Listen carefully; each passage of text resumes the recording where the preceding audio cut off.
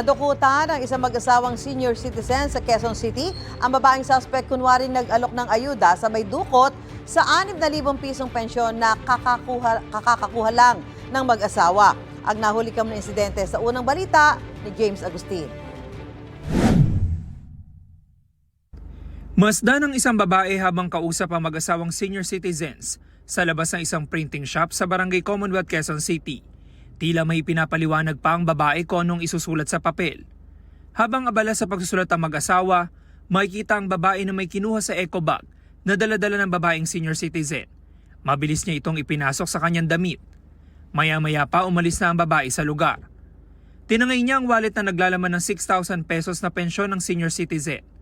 Ayon sa 71 taong gulang na biktima, pauwi na sila ng kanyang asawa matapos kumuha ng pensyon nang lapitan ng babae at pinangakuan ng ayuda. Bigla lang sa lumapit kag sumabi nga hindi na kayo magbili ng bigas kay may pamigay nga kongresista ng bigas tag 5 kilo.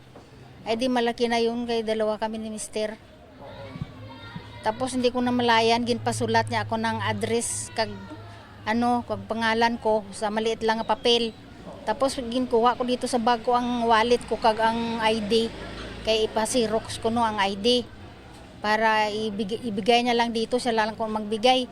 Pero hindi ko pala namalaya na dinukot na pala yung wallet ko.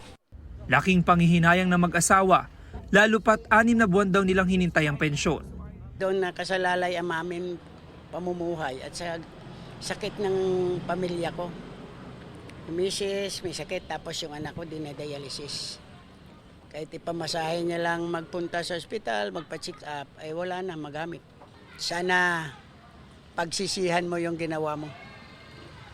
Wala kang wala ka talagang puso na ganyan talaga ang ginagawa mo sa kapwa mo.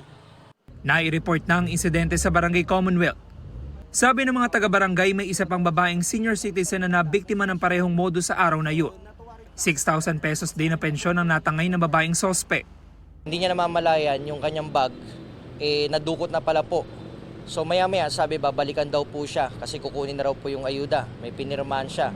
And then naghintay siya ng matagal, namalayan niya na lang po, wala na po yung kanyang pitaka doon sa bag. Inaalam pa ng mga otoridad ang pagkakakilanlan ng sospek na posibleng dumarayo lang daw sa lugar. Nagpaalala rin sila sa mga senior citizen para hindi mabiktima ng ganitong modus.